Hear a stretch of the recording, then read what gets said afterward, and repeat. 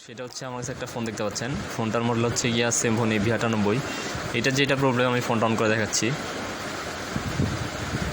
এইখানে কিন্তু টাচটা ঠিক রয়েছে। এটা যেটা প্রবলেম সেটা হচ্ছে আমার যে ডিসপ্লেটা রয়েছে সেই ডিসপ্লেটা ব্রোকেন হয়ে গেছে। সো এখন আমাকে যেটা করতে হবে, টাচটাকে ঠিক রেখে আমি কিভাবে আর কি এই ব্রোকেন ডিসপ্লেটাকে রিমুভ করে দিব সেটা আমি দেখিয়ে দেবো এখন।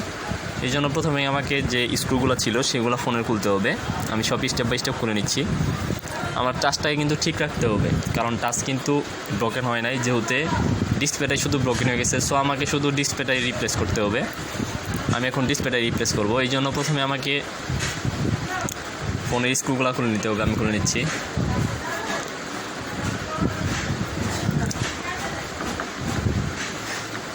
এরপর যেটা করব সেটা হচ্ছে ফ্রেমগুলোকে আলাদা করে নিব।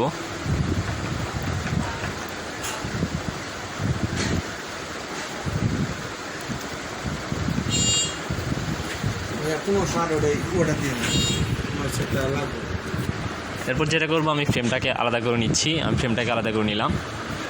দেন তারপর কিছু মাদারবোর্ডে যে লাইনগুলো ছিল আর কি, নাট স্ক্রুগুলো ছিল, সেগুলোকে খুব সুন্দরভাবে সেফলি করে দিবেন, রিমুভ করে দিবেন সেফলি। এইখানে একটা স্ক্রু রয়েছে, সেটা রিমুভ করছি। তারপর পাওয়ার বাটনের রিমোটটাকে আপনি যদি চান ঝালাইটাকে রিমুভ করে দিতে পারেন, অথবা আপনি পাওয়ার বাটন পুরোটাকেই খুলে রিমুভ করে দিতে পারেন।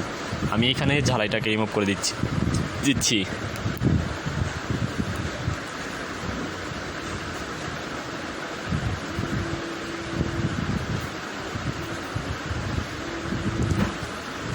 এটা অনেক সময় ঝালাইটা রিমুভ করা খুব কষ্টসাধ্য হয়ে যায়। সো আপনি সেফলিভাবে এইটাকে রিমুভ করে দেবেন ঝালাইটাকে, যেহেতু রেমনটা না ছিঁড়ে। তারপর আমাকে যেটা করতে হবে সেটা হচ্ছে, এটা হচ্ছে ভাইব্রেটর লাইন, এটাকে আলাদা করে দিব।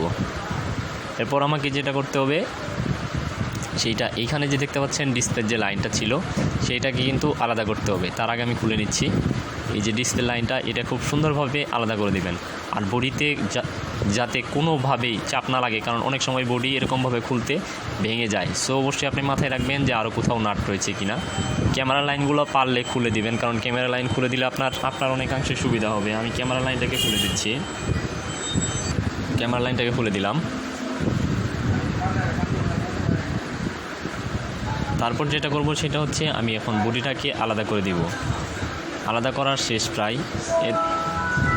আমি কিন্তু সেফলিভাবে বডিটাকে রিমুভ করে দিয়েছি। এখন আমাদের কাজ হচ্ছে টাচটাকে ভালো রেখে আমি কিভাবে ব্রোকেন ডিসপ্লেটাকে রিপ্লেস করব সেটা আমি দেখিয়ে দেবো। এখন আমাকে যেটা করতে হবে সেটা হচ্ছে, আমি টাচটাকে রিমুভ করব প্লাস ডিসপ্লেটাকে ভালো রাখবো। এইটাই হচ্ছে আমার মেন কাজ।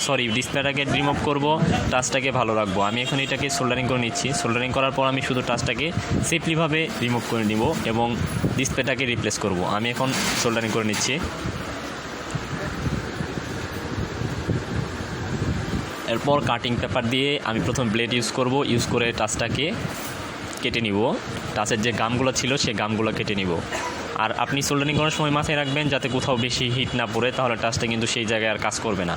এরপর কাটিং পেপারটা নেবেন। কাটিং পেপারটা নিয়ে প্রত্যেক সাইড দিয়ে গামগুলো কেটে দিবেন।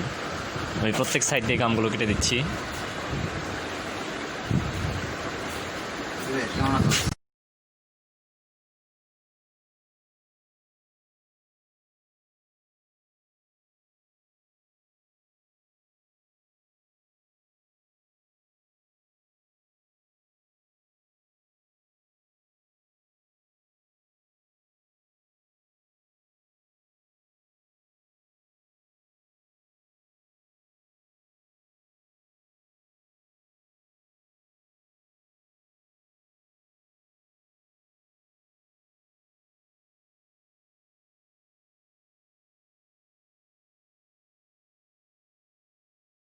সেটা হচ্ছে, আমি কিন্তু সেফলিভাবে টাচটাকে রিমুভ করে দিয়েছি। এখানে দেখতে পাচ্ছেন আর কি, টাচটা কিন্তু কোনোভাবেই কোনো প্রকার ব্রোকেন হয় নাই। সো এখন আমাকে যেটা করতে হবে সেটা হচ্ছে ডিসপ্লেটাকে রিমুভ করতে হবে। আমি এখন ডিসপ্লেটাকে রিমুভ করব। তারপরে এখানে নতুন একটা ডিসপ্লেকে সেট আপ করে দেবো। এখানে যেটা হচ্ছে আমার সেটা হচ্ছে আপনার ডিসপ্লেটা কিন্তু ব্রোকেন হয়ে গেছিলো, শুধু কিন্তু আমি ডিসপ্লেটাই চেঞ্জ করবো, অন্য কিছু না। কিন্তু আমার এখানে ডিসপ্লেটাই চেঞ্জ করতে হবে, কারণ ডিসপ্লেটা ব্রোকেন হয়ে গেছে। সো এখন আমি নতুন একটা ডিসপ্লে নিলাম, নিয়ে এটা সেট আপ করে দেবো স্টেপ বাই স্টেপ। এরপর টাচটাকে স্টেপ বাই স্টেপ লাগিয়ে দিব। শুধু কিন্তু এইখানে টাচ ডিসপ্লেটাই ব্রোকেন হয়ে গেছে বিধায় আমি ডিসপ্লেটাকেই রিপ্লেস করছি। টাচটা কিন্তু একদম নতুন রয়েছে, দেখতে পাচ্ছেন এখানে টাচের কিন্তু কোনো সমস্যা হয় নাই। দেন এখন যেটা করবো সেটা হচ্ছে এগুলো স্টেপ বাই স্টেপ লাগিয়ে দিব।